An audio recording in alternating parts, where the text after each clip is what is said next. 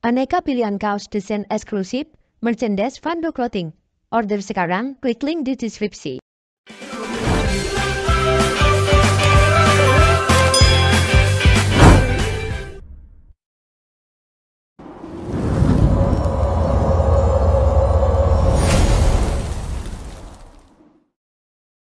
Siap finansial jelang Lebaran, bisnis apa namanya bisnis cerah gitu ya, keuangan juga jadi terarah seperti itu. Nah, apa sih maksud dari topik ini? Jadi teman-teman mungkin di sini sebagian besar adalah pelaku usaha gitu ya teman-teman. Nah, pelaku usaha di sini pasti merasakan gimana sulitnya menyusun laporan, merapikan laporan keuangan lagi di bulan puasa kayak gini gitu. Kenapa bulan puasa ini em, cukup banyak gitu ya pembeli-pembeli yang eh, minatnya juga jadi tinggi gitu ya ke permintaan-permintaan misalkan teman-teman di sini pelaku usaha jualan fashion online gitu ya baju online gitu mungkin apalagi baju-baju wanita gitu ya permintaannya lonjakannya tinggi, teman-teman pusing gitu ngatur stoknya, terus juga eh, catat keuangannya gimana ya gitu dari yang masuk penjualan manual maupun offline gitu. Nah, teman-teman maju di sini pengen bantu gitu ya supaya teman-teman nih laporan keuangannya tuh rapi gitu. Nanti jadinya jelang Lebaran itu kalian nggak kusut lagi gitu ya, nggak pusing gitu. Karena kalian kan juga pasti ngurusin THR karyawan gitu bagi yang memang udah punya karyawan gitu atau memang yang bahkan ngerjainnya masih sendiri gitu ya survive sendiri wah itu luar biasa banget gitu nah itu harus dipikirin nah gitu jadi kita di sini mau ngebantu sifatnya teman-teman ya selain ngebantu solusi untuk teman-teman juga kita kasih ilmu berharga siapa tahu nanti teman-teman di sini bisa menerapkan apa yang kita kasih di hari ini seperti itu nah akan ada siapa gitu narasumber kita sore hari ini akan ada Mas Freangga gitu ya. Beliau ini adalah seorang accounting senior project manager dari Maju Indonesia dan juga managing director dari Teliti gitu. Nah, Mas Angga ini akan jelaskan secara detail ke teman-teman gitu dengan waktu yang singkat gitu ya. Semoga dengan waktu yang singkat teman-teman di sini bisa dapat ilmu yang maksimal gitu ya. Walaupun waktunya minimal tapi dapat ilmu yang maksimal. Nah, kalau gitu aku panggil dulu ada Mas Freangga di sini udah join. Halo Mas Freangga. Halo, Halo, Bagi apa kabar Mas. Mas Angga? Alhamdulillah baik, Alhamdulillah. Bagi Masih puasa ya, Semangat. Mas? Masih puasa Masih, ya? Alhamdulillah. Masih, oke. Nah, ini teman-teman di sini juga pasti lagi ngabuburit juga ya sambil puasa gitu. Nah, kita sambil ngobrol-ngobrol santai aja gitu. Mungkin teman-teman di sini lagi nonton via di kasur gitu ya, ngabuburit atau di kantor atau di kafe atau dimanapun gitu atau lagi siap-siap mau sholat asar gitu ya. Nah, kalau gitu teman-teman di sini seperti yang aku infokan kita akan belajar gimana caranya kelola keuangan di bulan Ramadan ini supaya nanti di jelang Lebaran nanti keuangan kalian jadi lebih rapi dan terstruktur gitu ya. Kalau gitu untuk waktu dan tempat aku persilahkan ke Mas Priangga. Udah siap ya Mas? Sudah, Bagi Oke, Mas. Oke, silakan. Terima kasih. terima kasih. Oke, rekan-rekan semua. Kita lanjut ke materi kita hari ini. Siap finansial jelang Lebaran, keuangan cerah, bisnis terarah. Jadi mungkin yang perlu diketahui oleh rekan-rekan semua dulu itu, pertama itu adalah kuncinya di bisnis. Sebenarnya bisnis itu apa sih? Tujuan bisnis itu apa? Jadi tujuan bisnis itu pasti rekan-rekan mengharapkan suatu manfaat ekonomi nih di kemudian waktu dengan nilai yang jauh lebih tinggi, jauh lebih besar dibandingkan nilai ekonomi saat ini. Nah, untuk mendapatkan itu, apa hal yang harus dilakukan yaitu adalah pengorbanan ekonomi dan waktu di saat ini. Jadi tujuan manfaat dan bisnis itu ya adalah kita mendapatkan nilai ekonomis yang lebih baik lagi nih di kemudian waktu di masa depan. Sebenarnya itu adalah kunci tujuan dari sebuah bisnis. Nah, selanjutnya apa? Karena kan kita udah melakukan pengorbanan ekonomi nih. Nah, di kemudian waktu, ternyata pengorbanan ekonomi kita hilang semuanya, kan itu yang tidak kita inginkan. Artinya ada resiko yang menyebabkan kehilangan ekonominya lagi terjadi di kemudian waktu. Nah, resiko-resikonya itu biasa kita kenal adalah loss, kerugian. Banyak faktor yang menyebabkan itu. Pertama, kita bisa ada faktor namanya faktor dari manajemen, dari pengelolaan bisnis kita, faktor eksternal, yaitu kondisi makro dan mikro dari bisnis kita sendiri, kemudian juga ada demografi dan sebagainya. Nah, tujuan kuncinya dari keuangan ini adalah untuk kita dapat memaksimalkan profitabilitas. Jadi perlu diingat kuncinya itu adalah memaksimalkan profitabilitas, bukan meningkatkan penjualan. Karena finansial itu ranahnya bukan untuk meningkatkan penjualan, tapi untuk mendapatkan profitabilitas dengan strategi-strategi yang tepat dan akurat. Dengan kita bisa membaca di dalam keuangan seperti itu. Nah, kan kaitannya dengan jelang Lebaran saat ini kan kita tahu dari rekan-rekan ya mungkin ya bisnis juga dan aktif kerja juga pasti akan mendapatkan namanya THR. Nah ini udah umum nih, ini sebagai berkah kali ya buat pelaku usaha baik UMKM karena dengan adanya THR tersebut emang jiwanya dan habitnya dari negara kita ketika dapat THR itu ya pasti akan menggunakan dana THR-nya itu untuk berbelanja. Nah, ini bisa jadi euforia ini buat para pelaku usaha dan pelaku bisnis. Nah, buat para pelaku usaha, euforia ini baik, namun kita jangan sampai itu jadi bumerang buat kita. Yang mana seharusnya penjualan kita meningkat, tapi ternyata pas dihitung-hitung, oh ternyata kok malah rugi. Nah, itu yang kita coba bedah di dalam topik kita kali ini. Oke, bisa dilanjut, Kak. Nah, kondisi umum UMKM yang terjadi selama di periode Ramadan dan Lebaran.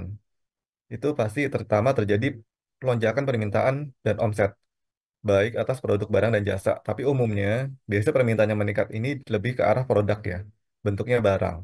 Nah, biasanya kalau barang itu akan cenderung terkait dengan persediaan. Nah, ini yang perlu kita perhatikan bahwa permintaan yang meningkat dari calon customer atau dari pasar itu tanpa adanya perhitungan dan kalkulasi yang tepat. Rekan-rekan ini mau menimbun nih ceritanya, mau menimbun stok, mau melakukan penumpukan stok. Tujuannya apa? Tujuannya kalau kita tahu kan di pasar yang terbuka nih, contoh terutama misalnya kayak fashion yang ada di Tanah Abang atau misalnya di mall. Ketika barangnya itu nggak ada di toko kita, pasti dia akan langsung melirik nih toko sebelah buat ambil. Nah, pasti itu kan rekan-rekan pengen mitigasi nih supaya jangan sampai kejadian itu. Pasti salah satu mitigasinya adalah ya udah jangan sampai barangnya kosong. Ya, dengan caranya barang terkos tidak kosong, ya berarti kita harus punya stok yang banyak. Nah, ini namanya melakukan penimbunan stok, pemupukan stok. Pemupukan stok ini biasanya akan mengorbankan nih pasti uang kita atau uang bisnis atau uang dari bisnis kita nih yang ada di bank. Sehingga dengan harapan, dengan kita memupuk stok, barang-barang kita akan laku nih selama periode Ramadan dan periode Lebaran. Harapannya seperti itu. Nah, cuma kita perlu pertimbangkan hal selanjutnya dengan saldo kita yang sudah habis, yang berkurang tersebut. Ternyata kita juga punya namanya peningkatan biaya operasional karena peningkatan biaya itu bukan hanya terjadi di perusahaan kita, tapi ternyata bisnis kita juga pun akan terdampak di situ. Pasti kita kan akan mempertimbangkan nih, akan memberikan THR juga nih kepada karyawan kita, atau juga kita mempertimbangkan, oh ya, ada kegiatan buka puasa bersama atau halal bihalal. Artinya sebenarnya secara tidak langsung baik dari segi penjualan itu meningkat, tapi ternyata biaya operasional kita juga meningkat. Nah, itu yang perlu dipertimbangkan. Mengingat karena kita sudah tadi sebelumnya melakukan pemumpukan stok yang menghabiskan saldo bank dan kas kita, ini akan sangat berisiko. Jadi ada resiko dari sisi arus kas maupun dana kita. Dampaknya seperti apa? Dengan adanya peningkatan biaya operasional, ternyata ada saldo kas dan di bank kita sudah habis. Itu misalnya kita harus bayar gaji atau bayar THR, ternyata nggak cukup nih. Kan opsinya cuma dua. Opsinya ya mau nggak mau kita harus cari pendanaan. Nah, pendanaan yang dilakukan dengan cara instan, dengan cara cepat, itu cenderung akan memberikan biaya bunga yang lebih tinggi. Atau biaya interest, biaya DER yang lebih tinggi. Nah, ini bukan langkah yang baik bagi rekan-rekan dalam mengambil suatu keputusan. Jadi ketika memang sudah mendekati Ramadan, itu sebaiknya teman-teman sudah bisa mengkalkulasikan sebenarnya potensi dari historical tiap tahun kita tahun-tahun sebelumnya itu berapa besar ketika pernah terjadinya lonjakan permintaan di periode Ramadan atau di periode Lebaran. Nah, hal ini itu hanya bisa kita lihat, kita lakukan ketika kita punya laporan keuangan, kita punya data historical. Jadi kita tidak hanya bisa mengandalkan posisinya dari sisi penjualan nih, penjualan kita meningkat, tapi kita ternyata tidak melihat di bawahnya kan ternyata dari biaya-biaya meningkat juga. Nah, itu hanya bisa dilihat dengan kacamata laporan keuangan. Seperti itu. Jadi, rekan-rekan tidak salah nih dalam melakukan strategi bisnis, dalam melakukan strategi persediaan. Jadi, pemupukan stoknya pun kita dalam masih kategori yang ternyata memang itu dibutuhkan. Seperti itu. Nah, dampaknya apa nih ketika dana kita tadi pinjamannya dengan biaya bunga yang besar, ya kan, aktivitasnya tinggi. Atau opsi kedua ya kita nggak bisa bayar gaji, ya risikonya kan pasti bisnis kita ditutup karena kan kita punya kewajiban, kita dipilotkan kan nggak bisa seperti itu. Nah, dengan adanya hal tersebut, hal yang terakhir ada resiko peluang besar, resiko besar. Maka ketika kita mendapatkan peluang itu dengan cara yang tepat, kita akan mendapatkan keuntungan yang besar. Tapi itu itu juga memiliki resiko yang besar. Ketika kita salah dalam melakukan pengelolaan, seharusnya kita bisa melakukan manajemen persediaan yang tepat, tidak perlu melakukan pinjaman dana, itu akhirnya menjadikan biaya-biayanya itu meningkat. Salah satunya kalau pinjaman yang besar, pasti kan memberikan bunga yang besar juga kan. Nah, akhirnya di mana seharusnya biaya bunga itu menjadi keuntungan masuk kantong kita nih. Tapi gara-gara kita pinjam untuk demi menjalankan bisnis supaya tidak bangkrut, tidak mati, akhirnya kita berkorban. Keuntungannya seharusnya kita dapat 10 juta, asumsinya gitu. Jadi kita cuma dapat juta. Nah, itu sebagai dampak kesalahan dalam mengambil keputusan sebagai akibat kita tidak melakukan analisa terhadap laporan keuangan. Seperti itu, rekan-rekan. Oke, boleh dilanjut, Kak?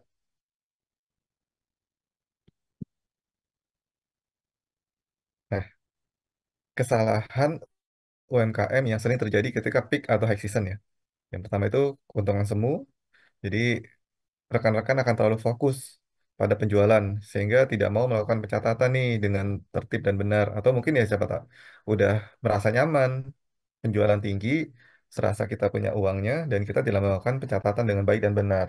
Jadi sebenarnya secara langsung kita tidak tahu nih keuntungan yang kita peroleh itu berapa. Karena bisa jadi keuntungan yang masuk ke kita itu seharusnya bisa lebih besar, tapi tanpa adanya pencatatan itu memungkinkan kita bisa kehilangan dana-dana kita, memungkinkan kita kehilangan keuntungan kita secara parsial ya. Misalnya kita kan nggak bisa, kalau kehilangannya besar pasti akan langsung kelihatan, tapi secara yang kita sering miss itu adalah kehilangannya secara yang kecil-kecil, secara biasanya itu secara receh. Karena kalau secara receh itu kan nggak akan kelihatan nih dengan kacamata general aja, karena kita tanpa menyusun laporan keuangan kita secara general pasti ya nggak ada masalah kehilangan kecil-kecil. Tapi kecil-kecil itu kalau dikumpulkan terus-menerus akan jadi sangat besar gitu. Nah, salah satu yang sangat berisiko adalah dengan tidak dengan keuntungan semu tersebut, ternyata tanpa ada pencatatan, kita ngerasa penjualan kita besar, seperti yang disampaikan sebelumnya tadi di slide sebelumnya, ternyata operasionalnya juga lebih besar daripada laba kotornya. Nah, akhirnya apa? Karena kita ngerasa penjualan kita besar, merasa ada sisa dana nih. Ternyata sisa dana itu bukan dari penjualan, tapi sebenarnya sisa dana itu untuk hutang. Sehingga kita salah nih ekspansi. Kita mau buka outlet dulu lagi nih sebagian besar dengan dana pinjaman. Ternyata hutangnya kita itu nggak tercatat dan kita baru tahu di kemudian waktu. Akhirnya apa? Akhirnya vendor kan nggak mau kalau hutang yang nggak dibayar. Kita bisa dituntut.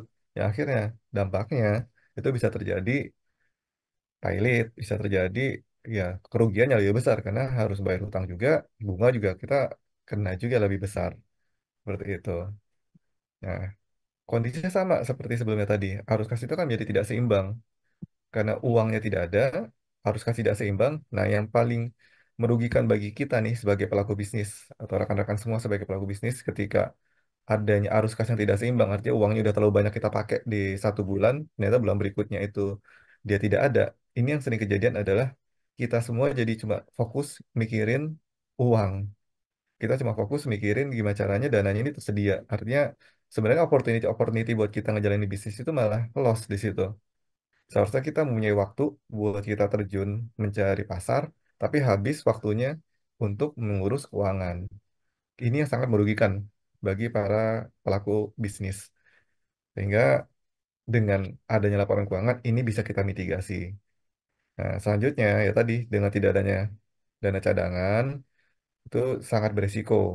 Jadi harusnya kita tadi untung dengan kehilangan dana cadangan tersebut kita yang seharusnya punya kesiapan untuk melakukan pembayaran-pembayaran, terutama kan di Ramadan itu atau di Lebaran itu sangat dekat. Pertama, kita pelaporan pajak pribadi di 1770. Kemudian juga ada pelaporan untuk pajak badan di 1771. Jadi sebenarnya banyak biaya-biaya yang besar terjadi di periode Ramadan ini.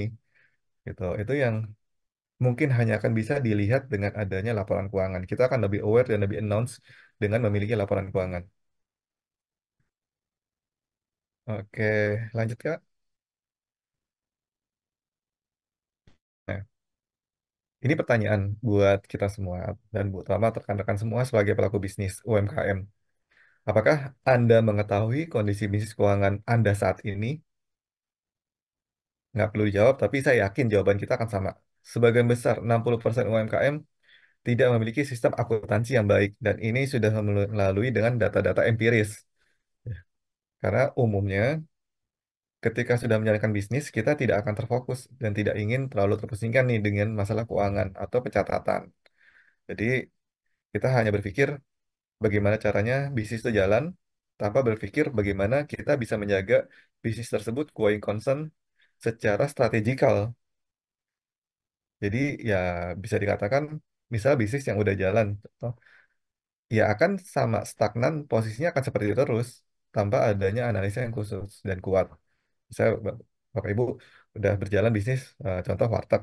Sebenarnya warteg itu dengan kita punya laporan keuangan kita bisa memiliki strategi nih ekspansi dengan area-area demografi yang jauh lebih tepat. Tapi karena sudah nyaman, contoh misalnya sudah nyaman dengan warteg satu area dan sudah menguntungkan, sudah cukup nih dengan penghasilan tersebut. Akhirnya rekan-rekan dan Bapak Ibu ya udah kita jalan seperti ini aja. Padahal potensinya bisa jauh lebih besar. Karena semakin besar bisnis bukan berarti kita sendiri yang harus menjalankan. Bisa kita sebagai dengan metode namanya autopilot. Jadi ya sudah, bisnis semakin besar, kita tinggal membuat satu pengelolaan manajemen di level kita. Jadi ada range yang mana kita bisa bermain di level manajemen, nanti akan ada tim manajemen di bawah-bawah kita tuh, yaitu bisa terukur dengan adanya laporan keuangan. Nah, mungkin salah satu contoh, ini mungkin saya bisa berikan salah satu contoh kerugian dengan tidak adanya laporan keuangan atau tidak adanya akuntansi. Mungkin saya bisa berikan contoh yang lebih general, ada di perusahaan-perusahaan internasional, salah satunya ada ABC Mart. Dia secara pencatatan, jadi hanya menggunakan pencatatan tanpa akuntansi atau pembukuan. Mereka melakukan pencatatan pendapatan. Itu sudah lebih tinggi daripada pengeluaran atau biaya. Ternyata dari pencatatan tersebut kan itu hanya berdasarkan pergerakan di arus kas ya, Bapak Ibu, rekan-rekan semua. Ternyata dari pergerakan arus kas kan menguntungkan nih. Uang masuk dengan uang yang keluar itu ternyata lebih besar uang masuknya. Ternyata di dalam di baliknya itu ada hutang yang dia tidak tercatat sehingga ada selisih kewajiban yang harus dibayarkan kepada vendor. Nah, ini sebenarnya bisa jadi tanda kutip. Artinya stok yang terjadi itu atau biaya-biaya yang terjadi itu ternyata lebih besar daripada yang dicatat. Artinya ada manipulatif yang kita nggak tahu ketika kita tidak memiliki sistem akuntansi yang baik. Nah, kemudian juga sebagai contoh kita memiliki stok laporan yang tidak real. Kita hanya berdasarkan pencatatan nih, tidak menggunakan strategi metode akuntansi. Salah satunya bisa dilakukan dengan prosedur stock of name. Ternyata di dalam laporan pencatatannya stok kita besar. Prakteknya ternyata pada saat di lapangan stok-stok kita itu ternyata banyak yang hilang dan kita tidak tahu, hanya mengandalkan pencatatan yang ada, tidak melakukan prosedur akuntansi di mana salah satu prosedur akuntansi mewajibkan untuk melakukan stock of name. Nah, dampaknya apa? Kita ternyata salah nih. Stok kita banyak, kita supaya stoknya itu cepat habis, kita buka nih cabang baru supaya terpakai semua. Ternyata setelah kita buka cabang baru, stoknya itu nggak ada. Kita sudah melakukan pendanaan untuk cabang barunya dengan pihak bank dengan bunga yang tinggi. Ternyata stok kita tuh kosong. Akhirnya kan kita nggak punya uang tuh. Nah, ini akhirnya menyebabkan terjadinya kerugian ekonomi yang mana seperti disampaikan di awal tadi, tujuan kita mau mendapatkan manfaat ekonomi yang lebih besar, akhirnya jadi malah kita kehilangan semua ekonomi kita dan bahkan lebih besar lagi gitu. Itu salah satu alasan ketika kita tidak memiliki laporan keuangan yang signifikan. Oke, lanjut, Kak.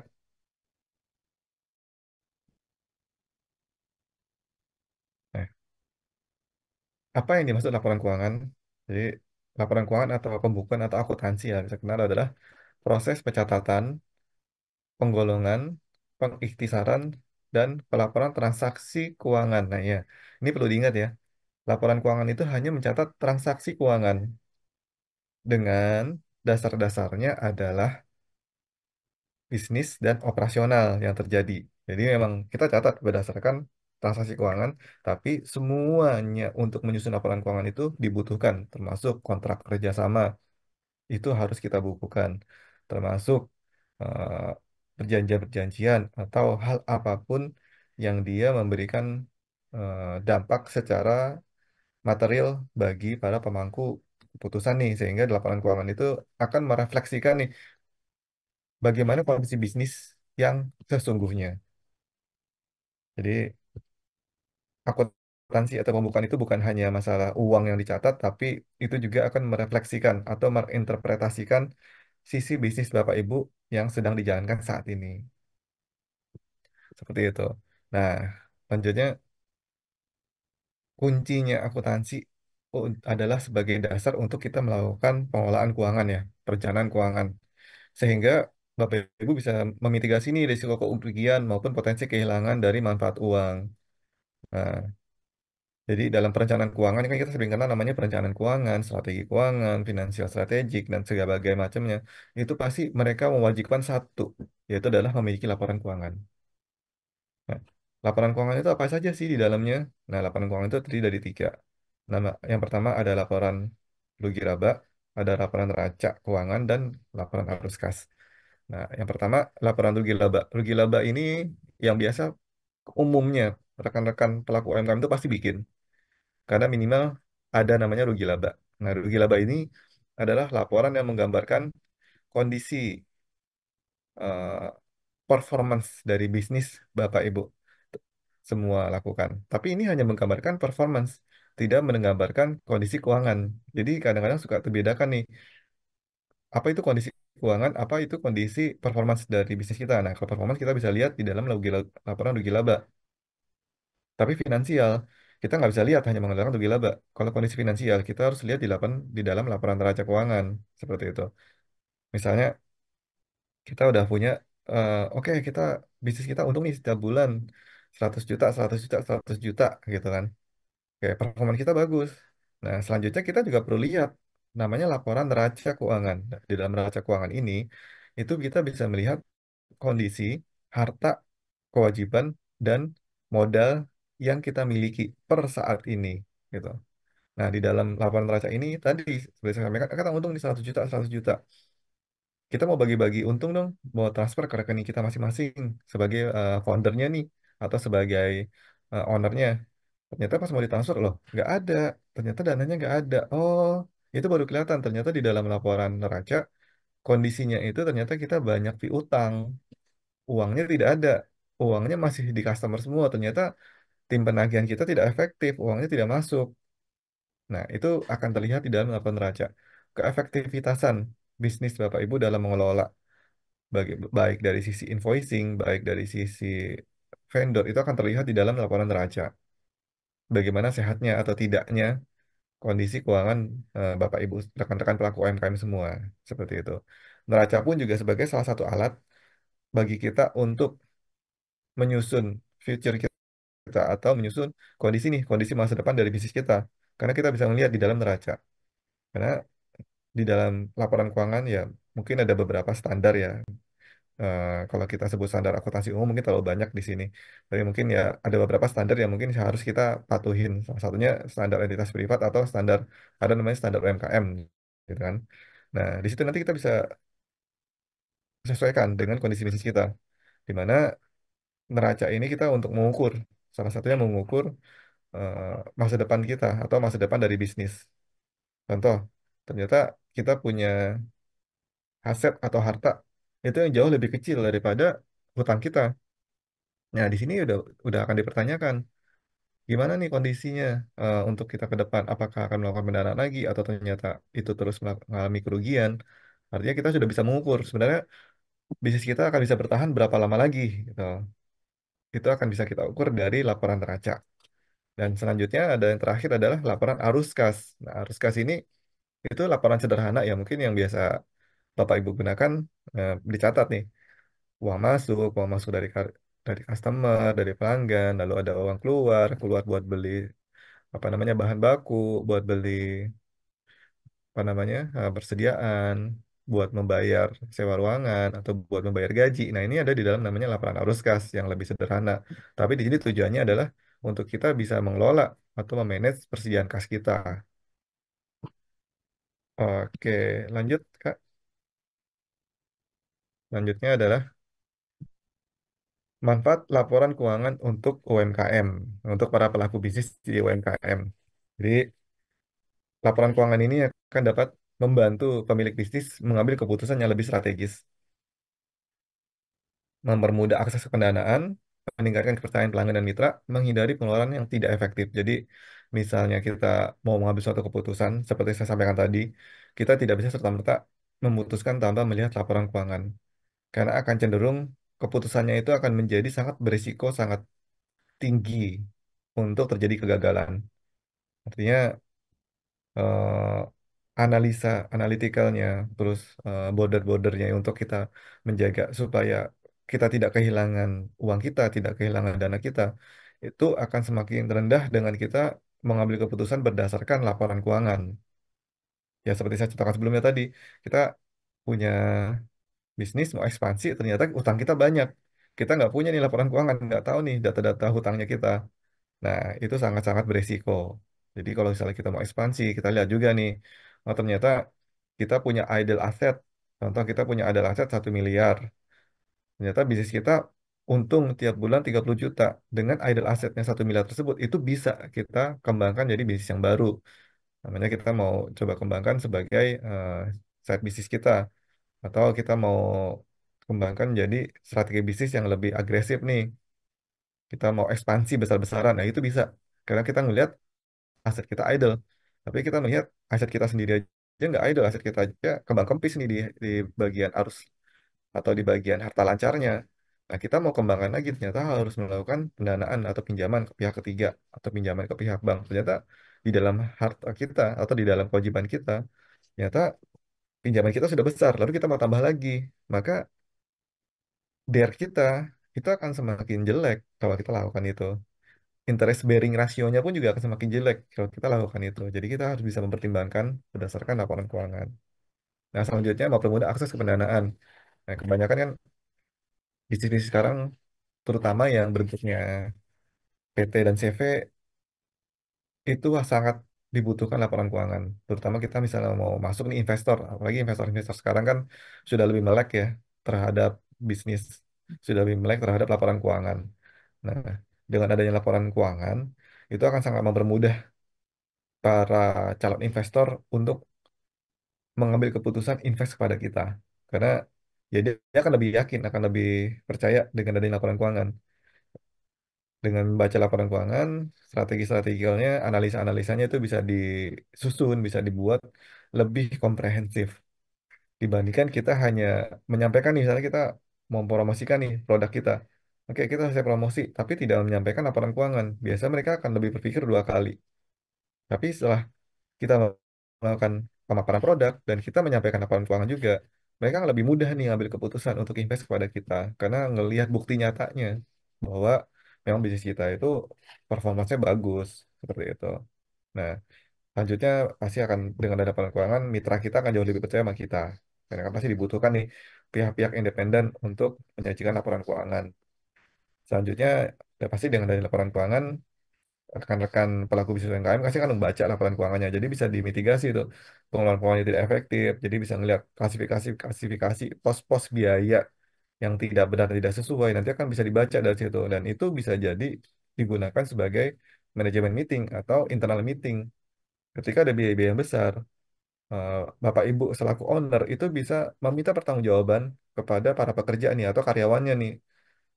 Misalnya tiba-tiba ngelihat ada listrik bengkak. Oh, ternyata dari karyawannya mereka menggunakan laptop pribadi di masing-masing nih untuk bermain, contoh seperti itu. Atau tiba-tiba biaya internetnya biasanya 100.000 berubah nih jadi 500.000. Nah, itu akan terlihat dengan jelas di dalam laporan keuangan. Dan itu ha- adalah suatu hal yang sangat eh, transparan dan bisa diminta pertanggungjawaban kepada manajemen ya, sebagai pertanggungjawabannya dia nih dalam mengelola bisnis para pelaku bisnis dari owner seperti itu. Oke, lanjut ke slide berikutnya. Oke, dampak jika UMKM tidak punya laporan keuangan nih. Nah, ini kebalikannya nih, rekan-rekan semua. Tadi kita lihat ambil kesimpulan dari sisi manfaat dan sekarang dampak negatifnya apa sih jika tidak punya laporan keuangan? Yang pertama, sulit mengetahui rugi laba. Jadi yang dimaksud sulit mengetahui rugi laba itu seperti ini, Bapak Ibu. Kita cuma tahu uang masuk 30, misalnya contoh uang masuk 31, uang keluar 30, untung 1 juta, padahal ngutang 6 juta. Nah, artinya kan sebenarnya ada yang salah dalam pengelolaan bisnis kita. Masa iya kita dapat pendapatannya 31 juta, terus keluar 30 juta, tapi ternyata masih punya utang lagi 6 juta, berarti kan ada yang salah nih, ada yang aneh. Entah itu dari sisi pricing harganya, entah itu bisa jadi ternyata di dalam bisnis rekan-rekan semua ternyata ada fraud di dalamnya, atau ternyata memang salah strategi dengan customer. Nah, itu kan kelihatan tuh dengan adanya laporan keuangan. Kemudian keuangan pribadi bercampur dengan bisnis ini yang sering menjadi momok karena dia akan berdekatan dengan sulit membayar pajak dengan benar. Nah, ini yang sering jadi momok adalah adanya keuangan pribadi bercampur dengan bisnis. Bapak Ibu tidak bisa memisahkan sebenarnya dana ini dana bisnis atau dana bisnis atau pribadi. Yang sering kejadian adalah kita nggak sadar ternyata bisnis kita itu rugi. Bisnis kita rugi, tapi karena tercampur dengan uang pribadi kita, uang pribadi kita tuh secara tanpa kita sadari ternyata buat nutupin bisnis kita supaya dia tetap bisa hidup. Akhirnya karena dana pribadi kita menerus tergerus, maka kita bangkrut baik dari sisi bisnis kita udah bangkrut, tapi ternyata secara pribadi kita bangkrut juga. Ini yang sangat bahaya. Ini yang sudah sepatutnya wajib dihindari para owner pelaku bisnis. Itu tidak boleh menggabungkan keuangan pribadi dengan bisnis. Hanya karena ngerasa, oh ya, dari rekening kita masih besar nih, tapi lama-lama kan habis.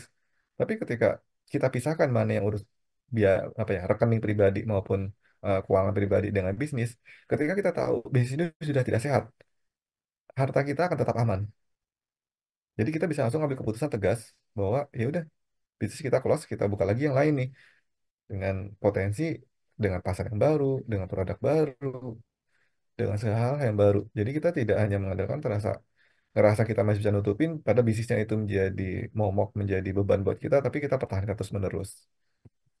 Nah, selanjutnya yang paling bermasalah adalah sulit membayar pajak dengan benar. Ini yang sering terjadi dengan klien-klien saya.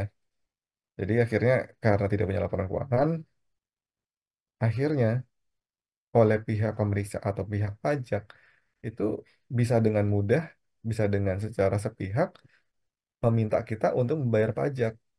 Karena apa? Karena kita nggak punya laporan keuangan nih yang bisa membuktikan sebenarnya kita punya untung sekian loh.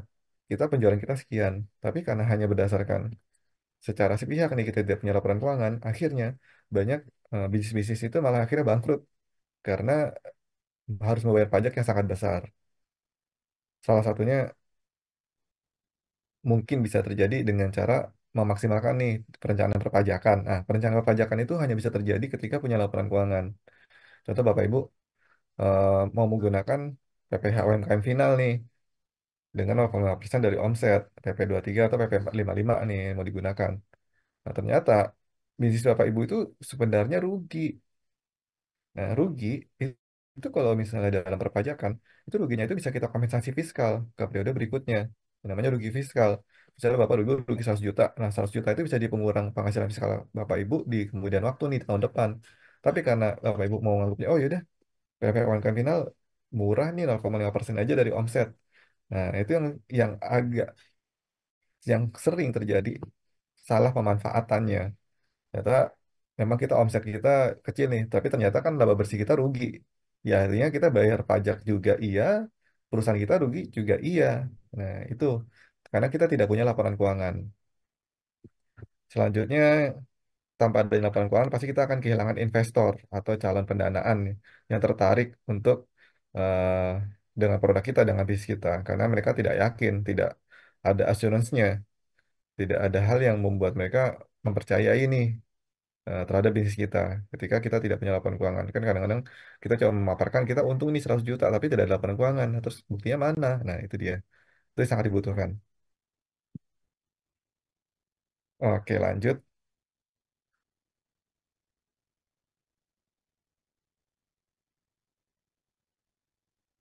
Oke, oke. Peran akuntansi dalam UMKM. Nah, fungsi utamanya itu untuk melakukan monitoring keuangan bagi Bapak Ibu nih, para pelaku UMKM. Jadi akuntansi ini ya tadi sangat bermanfaatnya banyak. Bisa dari sisi pribadi sebagai owner, dari sisi para stakeholder, para manajemen, dan juga dari sisi perpajakan untuk kita bisa melakukan manajemen pajak yang tepat sehingga biaya lebih efisien. Kemudian fungsi akuntansi juga sebagai perencanaan keuangan. Tadi seperti sampaikan sebelumnya, kita memproyeksikan bisnis kita mau ke arah mana. Mau kita defensif kah, supaya untuk kita tutup bisnis kita, atau kita agresif. Itu akan bisa tercermin dalam laporan keuangan. Ketika bisnis kita dalam performance-nya itu slow-slow aja, misalnya di laba ruginya itu cuma kecil aja, tapi kita punya harta yang banyak, ya tadi kan kita bisa melakukan agresivitas dalam uh, strategi bisnis, seperti itu. Lanjut, kemudian untuk laporan pajak pasti tepat waktu dengan adanya laporan keuangan. Oke, lanjut halaman berikutnya, tantangan UMKM dalam membuat laporan keuangan yang rapi. Nah, ini sangat challenging banget nih buat kita nih, para pelaku usaha. Pasti kan karena udah pasti sibuk dengan aktivitasnya, nah, harus membuka akuntansi lagi, pasti hal yang jadi momok ya. Kayak rata-rata klien yang saya temukan ada, mereka sangat males gitu, atau sangat tidak tertarik untuk membaca laporan keuangan atau membuat laporan keuangan gitu. Kenapa? Karena pasti pertama minim pengetahuan akuntansi. Ya, seperti kita ketahui kan memang ada kuliah khusus sendiri ya, Bapak Ibu, yang dia mungkin di waktu di SMK-nya sudah ngambil akuntansi, masih harus lanjut lagi, kuliah lagi 4 tahun untuk akuntansi. Bahkan ada lagi namanya pendidikan pasca sarjananya untuk akuntansi. Nah, itu semua digunakan untuk menyusun laporan keuangan. Nah, jadi kan memang memang nggak sebentar untuk menguasai akuntansi itu sendiri. Nah, di balik itu juga Bapak Ibu juga pasti keterbatasan waktu nih dan sumber daya karena harus fokus kan. Alih-alih buat kita mikirin akuntansi ya mendingan fokus aja buat besarin bisnis, ya kan. Cuma ya ini tadi jadi tetap dulu-duluan nih kayak bumerang besarin bisnis tanpa akuntansi. Ya jadinya aja bagaikan kita cuma besar terus penjualannya tapi ternyata di bawahnya itu keropos terus, yaitu kemudian ketidakmampuan memenuhi aturan yang berlaku. Nah, ini juga salah satu alasannya kenapa Bapak Ibu susah nih buat mempelajari karena PSAK itu atau standar akuntansi keuangan itu berubah-ubah. Di tahun 2025 ini pun juga ya sudah ada SAK yang baru ya akan kita terapkan nih. Nah, itu kan sangat membutuhkan waktu yang banyak ya buat Bapak Ibu bisa mempelajarinya karena itu ada ratusan atau ribuan eh, lembar buku gitu. Jadi memang ini sangat challenging buat Bapak Ibu bisa menyusun laporan keuangan. Dan yang terakhir adalah pasti untuk bisa memiliki laporan keuangan membutuhkan karyawan nih, atau pihak-pihak source yang mahir akuntansi karena dengan memiliki kemampuan akuntansi saja belum bisa menyusun laporan keuangan karena dibutuhkan adalah orang yang mahir untuk akuntansi. Nah, orang yang mahir untuk akuntansi itu membutuhkan ya pasti biayanya pun nggak kecil, harus membayar biaya gajinya, BPJS-nya, kemudian tenaga kerjaannya atau jam sosteknya, kemudian juga harus ngebayar THR dan sebagainya gitu. Itu benar-benar jadi tantangan bagi para pelaku UMKM untuk memiliki laporan keuangan. Nah, oke, lanjut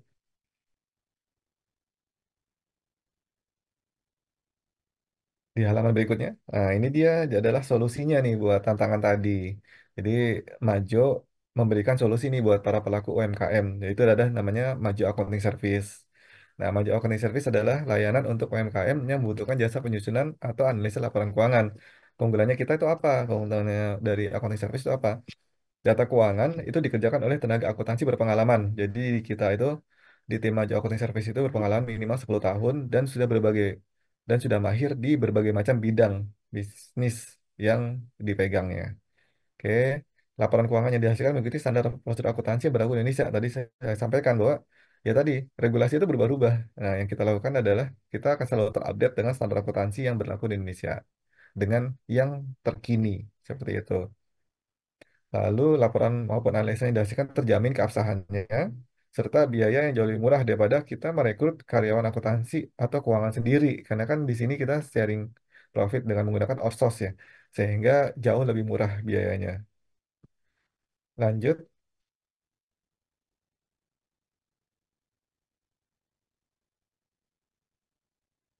untuk layanan yang kita berikan itu bisa menyesuaikan sesuai kebutuhan rekan-rekan UMKM nih. Misalnya hanya membutuhkan untuk jasa laporan keuangan, atau hanya membutuhkan jasa laporan pajak, atau hanya pelatihan. Nah, itu semua bisa opsional untuk dipilih. Dan semuanya itu sangat murah, start semua dari 1,5 juta per bulan. Jadi misalnya Bapak Ibu belum pengen nih laporan keuangan, tapi ternyata yang sekarang-sekarang ini kan kita perlu lapor pajak nih di akhir Maret ini. Nah, kita menyediakan untuk jasa laporan pajak, pengurusan perpajakan. Seperti itu. Atau mungkin nanti di bulan depan nih buat lapor pajak badannya nih, CV atau PT. Nah, itu bisa dengan tim Maju Accounting Service, rekan-rekan semua. Oke, lanjut. Nah, kita sudah dipercaya oleh beberapa beberapa klien-klien. Nah, mereka sudah cukup puas dengan adanya kita karena selain kita bisa membantu mereka lebih efisien, mereka pun jadi akhirnya lebih terbuka nih untuk berdiskusi mengenai strategi-strategi keuangan. Lanjut,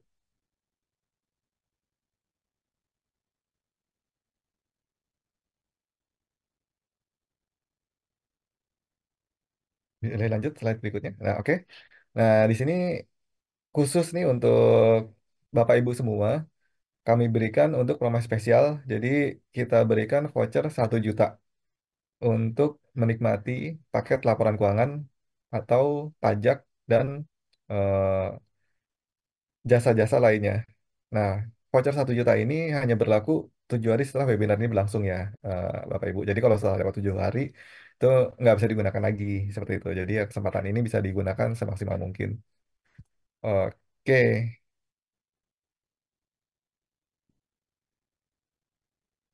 lanjut terakhir. Terima kasih kepada Bapak Ibu semua. Jadi tadi adalah pemaparan dari saya.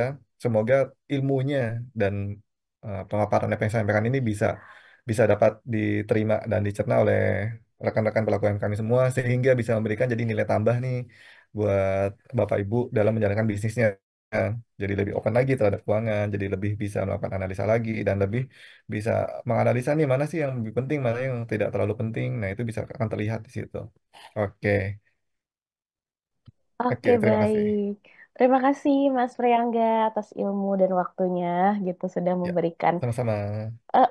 sudah memberikan pencerahan gitu ya ke teman-teman webinar di sini supaya nanti bisa dapat diaplikasikan gitu ya saran-sarannya. Terutama tadi juga Maju menyediakan solusi Maju Accounting Service gitu. Nah, tadi Mas Priangga juga udah kasih tahu apa-apa aja yang bisa didapetin dari Maju Accounting Service. Apalagi teman-teman di sini ternyata udah dapat promo langsung nih ya dari Maju Accounting Service gitu karena harga aslinya di luar yang ini berbeda gitu ya teman-teman. Jadi cuma khusus teman-teman yang join webinar hari ini aja gitu dapat promo. Wah, congrats. Nanti kalau teman-teman merasa cocok dan tertarik langsung aja ke WhatsApp gitu ya. Nanti nomor WhatsAppnya akan kita share di kolom chat gitu. Nah, teman-teman, em, karena waktunya juga terbatas, aku akan lanjut aja masuk ke sesi Q&A ya. Oke ya, Mas Angga ya. Aku akan bacakan satu persatu Q&A yang udah masuk lalu langsung dijawab oleh Mas Angga gitu. Oke, tadi aku lihat ada yang tulis di kolom Q&A. Aku coba bacakan. Yang pertama ada dari Kak Stefanus Raymond. Apa yang harus dilakukan saat memulai usaha kita? Oke, ini agak rancu sebenarnya. Maksudnya apa yang dilakukan itu apa ya konteksnya Kak Stefanus ya? Mungkin karena kita lagi ngomongin keuangan, lebih ke keuangan kali ya, Stefanus ya, gitu. Dan di sini juga diterangkan saat memulai usaha. Oke, mungkin baru memulai usaha nih, Mas Angga. coba kita mungkin pengarahannya ke keuangan gitu ya. Apa yang harus dilakukan saat memulai usaha kita gitu. Mungkin lebih ke strategi keuangannya kali ya, Mas Angga. Mungkin boleh dijawab, silakan. Oke. Pertanyaannya apa yang harus dilakukan sebelum kita mulai usaha gitu ya. Hal yang pertama harus yakin. Itu pertama. Kalau misalnya rekan-rekan nggak yakin yang mulai usaha, ya pasti akan setengah-setengah ngejalaninnya. Jadi pertama yakin dulu. Terus tahu produk-produknya. Dan ketika kita mau ngebawa dari sisi keuangan, itu adalah kita ngebikin namanya bisnis plan. Atau namanya pipeline dari sisi proyeksi bisnis yang akan Bapak Ibu susun nanti nih yang mau dijalankan itu apa. Nah, itu perlu ada namanya analisa. Mungkin kalau kita levelnya yang lebih berat atau lebih corporate, itu bisanya kita bisa bikin namanya feasibility study, yaitu FS, seperti itu. Nah, tapi kan kalau misalnya bisnisnya masih UMKM, nggak perlu sampai sejauh itu. Cukup bikin analisa yang sederhana, kemudian memang oke jalan. Yang pertama adalah ya jangan takut untuk memulai pencatatan yang rapih. Itu. Oke, betul, setuju. Hal yang pertama adalah yakin. Betul banget. Karena kalau dimulainya udah nggak yakin, takutnya jadinya setengah-setengah ya, Mas Angga ya. Kayak, Betul kayak gimana? ini beneran nggak ya, bisa nggak ya? Itu dulu, jadi penuh keyakinan. Bangun usaha itu juga nggak mudah ya, Mas Angga. Karena mungkin dari awal mikir udah enak nih, gue punya usaha, dapat uang. Oh, nggak segampang itu. Jadi ketika kita udah terima gitu, udah yakin, berarti semua resiko-resiko yang hadir harus diterima gitu ya, termasuk pengelolaan keuangan yang tadi disebutkan gitu.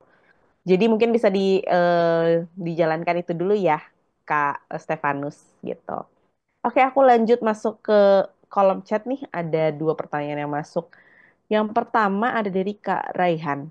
Minta sarannya Kak, gimana cara memisahkan uang pribadi dan uang usaha, terutama saat kebutuhan pribadi meningkat sekali selama bulan Ramadan ini.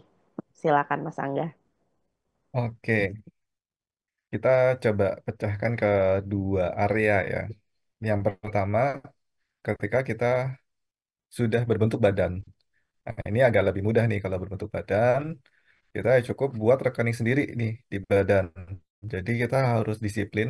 Semua transaksi-transaksi tidak boleh ada masuk rekening pribadi, tapi harus dimasukkan ke dalam PT kita atau ke dalam CV kita. Lalu setoran awal pada saat kita membangun mendirikan PT maupun CV itu harus dipenuhi. Misalnya kita berkewajiban menyetor 12,5 juta nih, kita harus wajib setor. Jadi jangan bermain belakang. Kadang-kadang kan banyak nih pelaku udah buat aktanya jadi harus setor 12,5 juta tapi tidak ada setor. Cuma dianggap ya udah jadi PT-nya yang penting selesai karena cuma kebutuhan tender, kebutuhan lelang dan sebagainya. Nah, itu jangan seperti itu. Didisiplinkan gitu. Itu untuk Oh, yang badan ya, agar lebih mudah. Kemudian kalau misalnya kita bicara bisnis pribadi, nah ini ada beberapa macam cara. Yang pertama, dibuatkan rekening pribadi, rekening khusus untuk bisnis. Jadi misalnya Bapak punya, Bapak Ibu punya nih satu rekening A gitu lah ya. Rekening A-nya ini itu khusus pribadi nih ketika ada kebutuhan apa-apa. Lalu buat namanya ada rekening B. Nah, rekening B khusus digunakan untuk bisnis Bapak Ibu. Nah, pertanyaannya kan ketika nanti dibutuhkan nih uangnya dalam kondisi mendesak, kita gimana sih supaya bisa ngambil? Itu bisa, makanya dibutuhkan akuntansi, dibutuhkan pembukuan. Jadi ketika ngambil dana nih dari bisnis ke pribadi, itu kita bisa data, kita bisa lihat, oh ternyata ada pengeluaran, itu bukan biaya, tapi penarikan pribadi. Karena secara bisnis, penarikan pribadi itu bukan sebuah biaya. Jadi kita tetap lebih transparan nih, ternyata laba bersihnya nggak sebesar atau nggak sekecil yang setelah dia ambil nih dana pribadinya, seharusnya kan dana pribadi itu dipisahkan daripada laporan rugi laba seperti itu. Jadi strateginya yang paling tepat adalah melakukan pemisahan rekening dan melakukan pembukuan seperti itu. oke. Silakan dicoba ya, Kak Raihan. Jadi ada dua langkahnya tadi. Memisahkan rekening dan juga memisahkan pembukuan gitu. Jadi supaya nggak kecampur-campur. Itu hal yang basic di awal. Jadi abis itu Kak Rehan bisa konsisten gitu ya ke depannya biar nggak pusing nih gitu. Lanjut, aku coba bacakan pertanyaan yang selanjutnya. Ada dari Kak Ibrahim. Apa strategi yang efektif untuk tingkatin penjualan tanpa mengorbankan kestabilan keuangan bisnis, Mas? Oke, silakan, Kak. Boleh diulang gimana? Oke. Apa strategi yang efektif untuk tingkatin penjualan tanpa mengorbankan kestabilan keuangan bisnis? Oke, Oke, silakan, Mas. strategi meningkatkan penjualan itu beragam ya.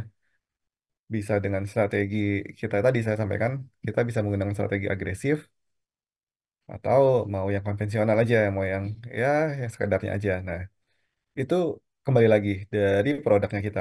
Produknya kita sudah memenuhi standar kualitas ketika kita mau ekspansi. Kan tadi saya bilang, ekspansi itu kan beresiko ya, beresiko yang sudah stabil akan hilang nih kestabilannya. Nah, ketika memang produk kita masih 50-50, itu sebaiknya kita tes pasar terlebih dahulu. Jadi produk kita masuk ke tempat yang baru, itu kita coba tes pasar dulu. Jadi tidak langsung mengorbankan cost atau mengorbankan biaya yang lebih besar atau dana yang lebih besar. Jadi kita coba tes pasar dulu di tempat yang baru, misalnya gagal pun juga nggak merusak nih kestabilan ekonomi kita yang sekarang. Tapi kalau misalnya Bapak Ibu terlalu agresif, nah ini sangat berbahaya. Jadi kalau agresif juga kita harus mengukur kualitas ya tadi value dari produk kita. Ketika value dari produk kita itu kurang dan kita kurang cukup yakin, ya alangkah baiknya sebaiknya tadi kita testing-testing aja kan kadang-kadang produk itu nggak menarik tapi ternyata di pasar tertentu menarik gitu kan. Nah, itu membutuhkan anggaran ya sedikit anggaran untuk cost akuisisi seperti itu. Jadi Oke, betul betul. Mungkin disiapkan untuk budget tes ini ya, tes produk tadi ya, Mas Angga ya. betul Gitu. Mungkin nggak cuma di satu area, betul tadi kata Mas Angga. Mungkin domisilinya Kak Ibrahim di Jakarta Barat misalnya. Ternyata dapat marketnya malah Jakarta Selatan gitu. Jadi dicoba-coba aja gitu. Jadi itulah pentingnya riset dulu ya, Mas Angga ya. Gitu mungkin melakukan riset terlebih dahulu, lalu dites, baru setelah itu dilakukan jika memang sudah ada results-nya. Oke, semoga terjawab Kak Ibrahim. Aku lanjut ke pertanyaan berikutnya, ada dari Kak Irfan. Mohon izin Kak, langkah apa saja untuk memulai mengelola keuangan usaha dengan baik untuk jangka berkelanjutan, baik untuk seorang pemula maupun sudah menengah sekalipun. Terima kasih. Silakan Mas.